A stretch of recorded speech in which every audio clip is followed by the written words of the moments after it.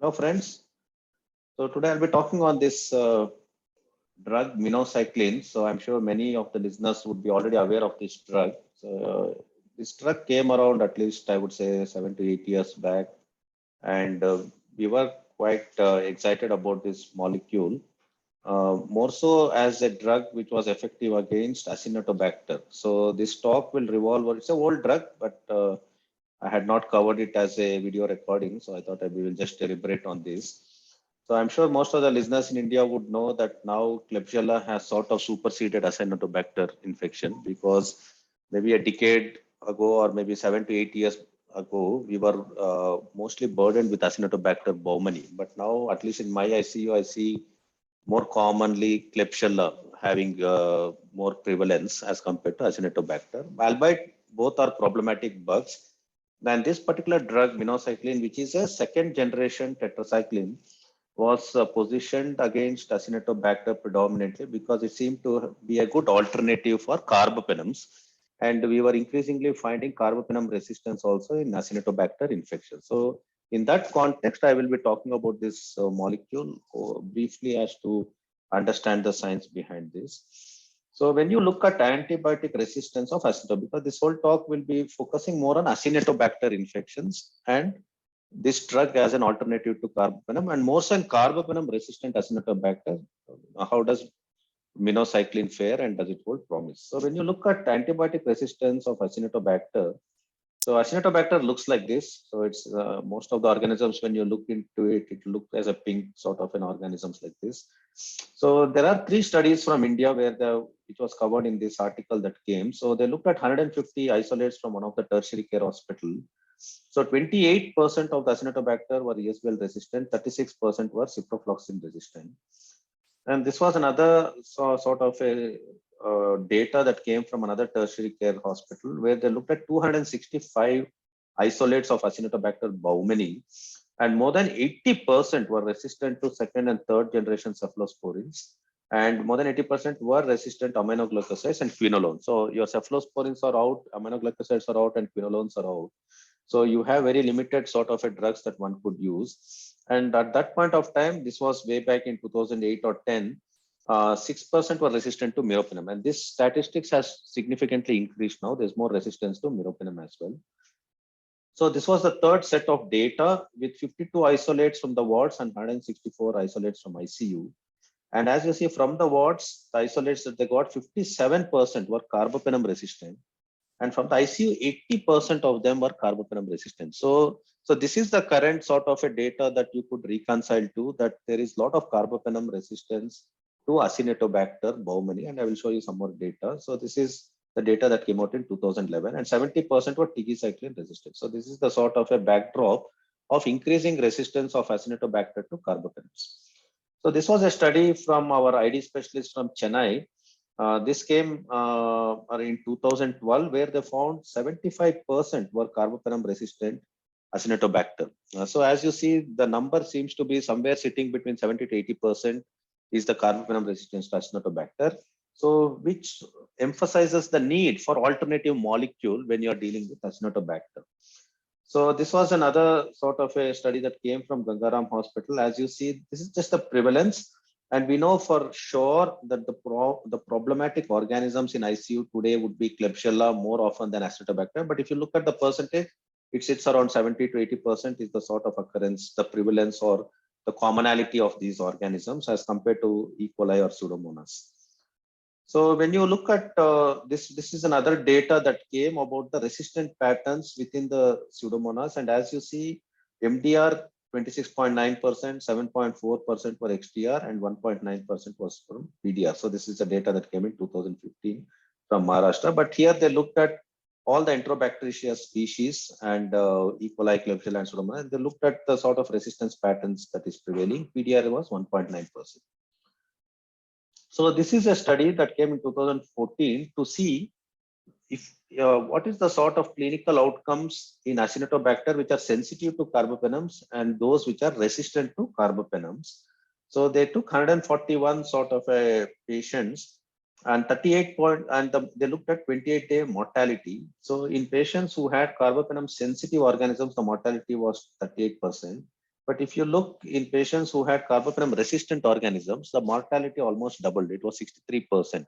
So which goes on to say that the carbapenem-resistant Acinetobacter is more common in ICU. And if they have this carbapenem-resistant Acinetobacter, or what we call, I'll use the short form CRAB, it's called CRAB, Carbapenem-Resistant Acinetobacter Baumanii. So if they have CRAB, the mortality is very high. So that is what I think every listener should bear in mind. So patients with CRAB have a higher mortality as compared to carbapenem sensitive Acinetobacter Baumanii.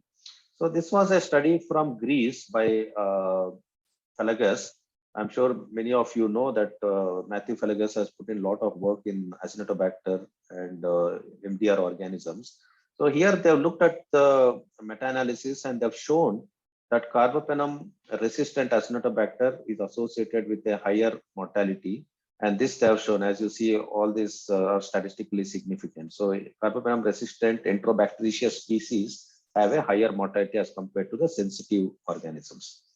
So now coming to what is the clinical impact of Acinetobacter infection in ICU. So here in this study, they looked at Acinetobacter Baumanii ventilatory associated pneumonia.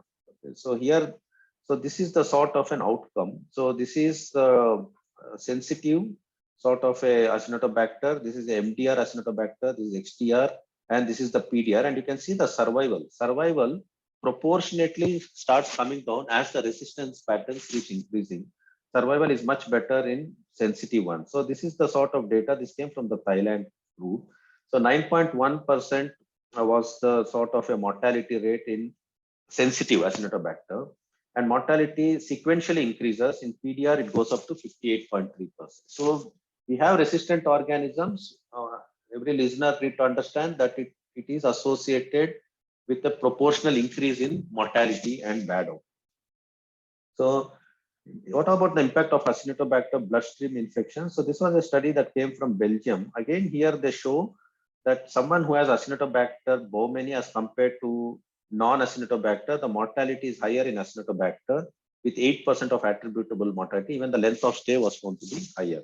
So all in all goes on to show Acinetobacter is a problematic bug. And if it is associated with the resistance patterns to carbapenems or PDR, the mortality will almost double. So that is the sort of a take-home message one should keep in mind. The study, both these groups were well matched with Apache and ICU admission and length of stay. So now the big question is, okay, now if we have a bug that's coming, we know from Indian data, 70 to 80% of Acinetobacter that gets isolated in ICU will be carbapenem resistant. So what are the drugs, what are the options we have to use in these patients? We have only 3 options. So one thing we know, if carbapenem you cannot use, the only option is you have Colistin or polymyxin. The second one is tigecycline, and the third one is sulbactam in combination with some cephalosporin or any other drug. So these are the only 3 choices that we have. So here, this is where minocycline gets positioned because it is similar to, it is a second generation tetracycline. And here, the problem with Colistin, I think the Colistin or polymyxin is what we extensively use as a molecule where there is resistant Acinetobacter. So even Colistin dosing has to be appropriate, and one needs to use a very high dose. So as you see, this is a study again from Matthew Falagas from Greece, where they're shown if you do not dose appropriately Colistin, the mortality would be sort of much higher. See, this is the mortality of 38.6% when you use 3 million units. With 6 million units, it comes down to 27.8, and 9 million units, which we sort of recommend or suggested in this day and age, then the mortality is much lower. So optimal dosing and a high dosing of Colistin is what is needed to reduce the mortality, and nephrotoxicity is an issue. So what are the limitations of the currently available drug for MDR Acinetobacter, which are resistant to carbapenems? Because sometimes you have to use combination antibiotics. Colistin we know can be nephrotoxic, and there is something called Colistin resistant organisms also that are evolving. And the problem with tigecycline is it is not a great drug for bacteremia because it does not attain good sort of a plasma levels. And there is a black box warning against the use of tigecycline for ventilatory associated pneumonia because of increased mortality in the studies that are shown. And in urinary tract infections, tigecycline is not effective. So these are some of the limitations of tigecycline. And the problem with sulbactam is sulbactam cannot be used in solo. It has to be used in combination with cephalosporin or any other sort of an antibiotic to be effective. So these are some of the limitations of the currently available drugs. And polymyxin, although it is less nephrotoxic, but it is not a drug that can be used in UTI. So all these are some of the limitations. So now the question that is minocycline, is it studied well in Acinetobacter? Is it the answer is the question. So minocycline got FDA approval in 2015 for treatment of Acinetobacter in hospital-acquired pneumonia or ventilator-associated pneumonia. So it is an FDA sort of a approved sort of a drug, and it's a second generation tetracycline. And the mechanism of action, like any other tetracycline or second generation tetracyclines, we have two drugs, doxycycline and minocycline. So like any cycline, they act on the ribosome. So this minocycline acts on this 30S subunit of the ribosomes as a mechanism of action. So when you look at the coverage of these minocycline, it is very vast and it covers a spectrum of organisms. But what is of relevance to us is Acinetobacter species. It is active against Enterobacterium. So these are all just the way the organisms look. This is how the E. coli looks. So they are effective against E. coli. And this is how the Klebsiella looks. So it's effective against Klebsiella. And it is effective against Haemophilus influenza, that looks like that, and Staphylococcus aureus and Streptococcus. So it is effective against these bugs, which we commonly use, which we commonly deal with in ICU. So all the other ones may not be very relevant to ICU. So if you can recall these are the problematic organisms. It seems to be effective against this. So let's look at the PK/PD parameters. Like any tetracycline, there is no renal adjustment that is needed for minocycline, which is again, so ease of dosing is very easy because 200 mg is stat and 100 mg twice a day is the dosage, like doxycycline, and it should not exceed 200 mg per day. That is the dosing, and there's no renal adjustment.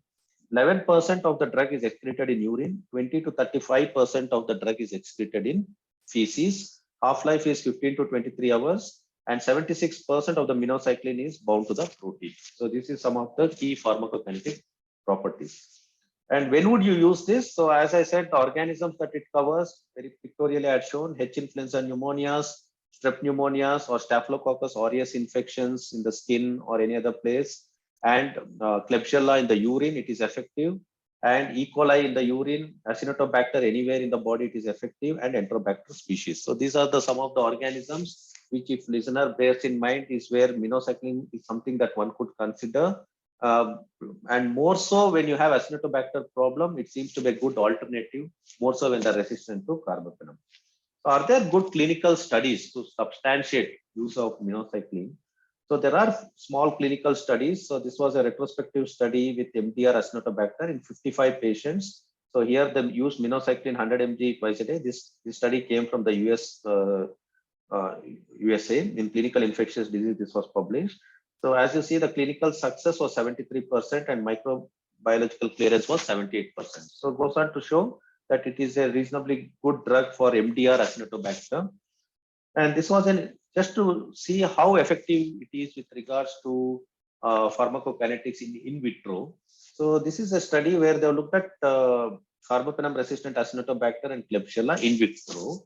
And if you see, the susceptibility was 78% of Carbapenem-Resistant Acinetobacter minocycline was effective against, and 83% of Carbapenem-sensitive Acinetobacter they were sensitive to minocycline, but minocycline did not perform well with Klebsiella pneumonia. As you see, it is only 12%. So I remember when we had deliberated on this molecule, two molecules came into market. It was minocycline and phosphomycin. So phosphomycin was found to be good in Klebsiella, and minocycline was found to be good in Acinetobacter. If you see, it is not a great drug for Klebsiella. It's only 12%.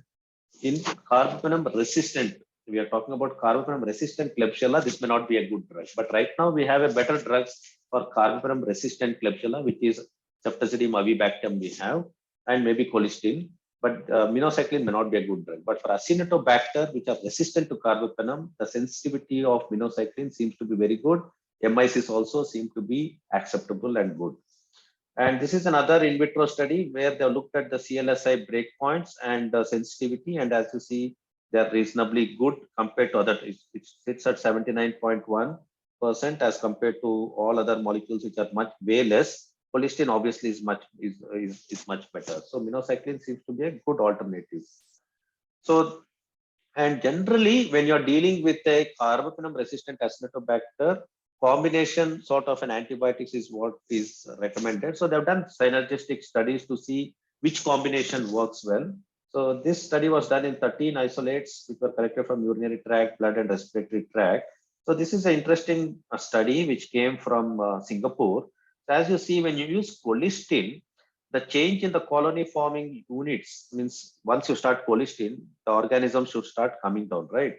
So it is good up till 6 hours, and after 24 hours, it tends to again increase the colony forming units.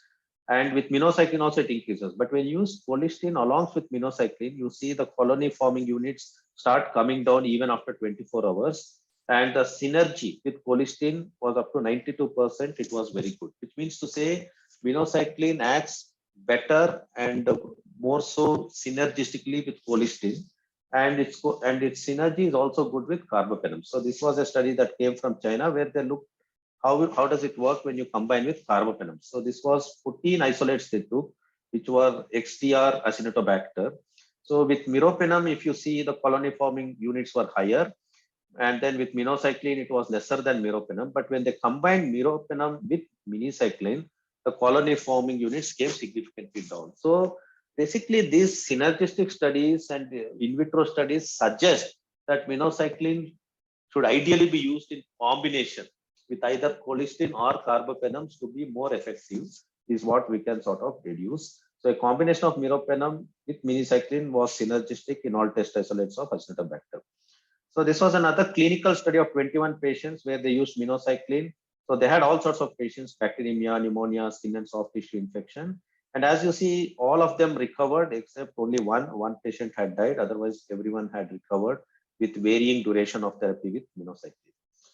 So minocycline is also touted as being effective against MRSA, but I would possibly not be too much convinced because we have better drugs for MRSA, because now we have our own Indian molecule levonoreploxacin also, which is effective against MRSA. But minocycline has been studied, and this was a study again that came from Chinese group where they looked at combination of minocycline with fosfomycin as being effective against MRSA. 87.4% effectiveness they could achieve by combining this. This was an interesting sort of a paper that came by US group where they looked at MIC levels of minocycline against MRSA, and you see MIC levels are very low and much lower than vancomycin, linezolid. So which means to say minocycline seems to have good effect against MRSA, although it may not be an ideal drug because this is in vitro. There are no robust clinical studies to say minocycline can be used as a drug of choice for MRSA. So the summary and take home is, in our ICU, we know we have a huge problem with MDR, XDR, and PDR bugs. But in India, at least in my region, the problematic bug more commonly encountered is now Klebsiella, and Acinetobacter also is a second problematic bug, I would say. So for Acinetobacter, the choices are very limited. More so when they're carbapenem resistant, you can only use colistin, polymyxin, or sulbactams, or now the third choice is, the other alternative good choice that we have is minocycline. So there is increased occurrence of Acinetobacter infections with emergence of CRAB, which is Carbapenem-Resistant Acinetobacter. And we understand the mortality of resistant Acinetobacter is 58.3 as compared to non-resistant bugs. And in bacteremia, the mortality is 42%. And with CRAB, the mortality is up to 63%. So this is the sort of mortality we have when we have any of our ICU patients with CRAB. So which means we need to deal with it aggressively. So minocycline is a second generation tetracycline which holds promise against Acinetobacter, especially CRABs. As the studies indicate, possibly minocycline has to be used in combination with colistin to have better clinical outcomes, or with carbapenems to have better clinical outcomes. And it has some effect against MRSA, albeit we wouldn't suggest it in a strong way to be used for MRSA. So with regards to evidence, so there are 3 clinical studies, 2 in vitro studies, and 2 synergistic studies, which sort of substantiate that it has good synergism with carbapenem and colistin. And in vitro studies shows good MIC levels, and clinical studies, although they're very small, shows reasonably good outcomes. And in MRSA, there is 1 synergistic study and 4 in vitro studies. So that's in brief about minocycline. So the take-home message is the second generation tetracycline and acts against 30S ribosome, 30S subunit of the ribosome. And this drug to be positioned in Carbapenem-Resistant Acinetobacter infections in ICU, and preferably to be used in combination either with carbapenem or in combination with Colistin, and more effective against Acinetobacter, and not a great drug for Klebsiella pneumonia is what we can deduce. And it is effective against various other gram positives like Staphylococcus, strep pneumonia, and it is effective against Haemophilus influenza. It is effective against E. coli, and it is effective against Enterobacter species also. And UTIs, it's a reasonably good drug for ventilatory associated pneumonia and hospital acquired pneumonia. It is a reasonably good drug. Even for bacteremia, it can be a good drug. So that is the take home messages. So thank you one and all. So I end with this beautiful quote. So a great man is hard on himself, a small man is hard on others. Thank you one and all.